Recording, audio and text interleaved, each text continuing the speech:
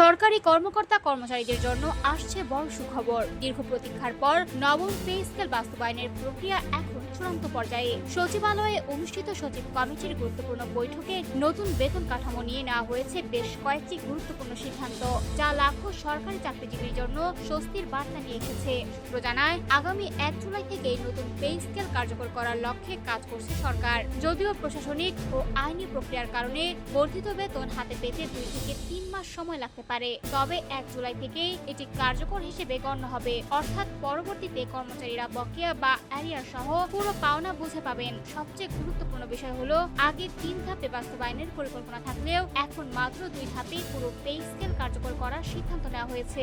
এতে সরকারি চাকরিজীবীরা দ্রুত নতুন বেতন কাঠামোর পূর্ণ সুবিধা ভোগ করতে পারবেন। বৈঠকে আরও সিদ্ধান্ত হয়েছে, 10ম থেকে 20তম গ্রেডের কর্মচারীরা প্রথম ধাপে পাবেন বেতন বৃদ্ধির 60% সুবিধা। অন্যদিকে প্রথম থেকে 9ম গ্রেডের কর্মকর্তারা প্রথম ধাপে পাবেন 40% বর্ধিত বেতন। এছাড়া 11তম থেকে 20তম গ্রেডের মধ্যে দীর্ঘদিনের বেতন বৈষম্য দূর করতে বিশেষ রোডম্যাপ তৈরি করা হচ্ছে। শুধু মূল বেতনই নয়, বাড়ি ভাড়া ও চিকিৎসা ভাতা বাড়ানোর বিষয়েও গুরুত্ব দেওয়া হয়েছে, যাতে মূল্যস্ফীতির এই সময়ে কর্মচারীদের জীবনযাত্রার মান উন্নত হয়। বৈঠক শেষে মন্ত্রী পরিষদ সচিব নাসিমুল গনি জানান, আলোচনা অত্যন্ত ফলপ্রসূ হয়েছে। এখন দ্রুত আইনি ও প্রশাসনিক প্রক্রিয়া সম্পন্ন করে আনুষ্ঠানিক প্রজ্ঞাপন জারির অপেক্ষা। সবকিছু ঠিক থাকলে খুব শিগগিরই সরকারি চাকরিজীবীদের জন্য বাস্তবে রূপ নিতে যাচ্ছে বহু প্রতীক্ষিত নবম পে স্কেল।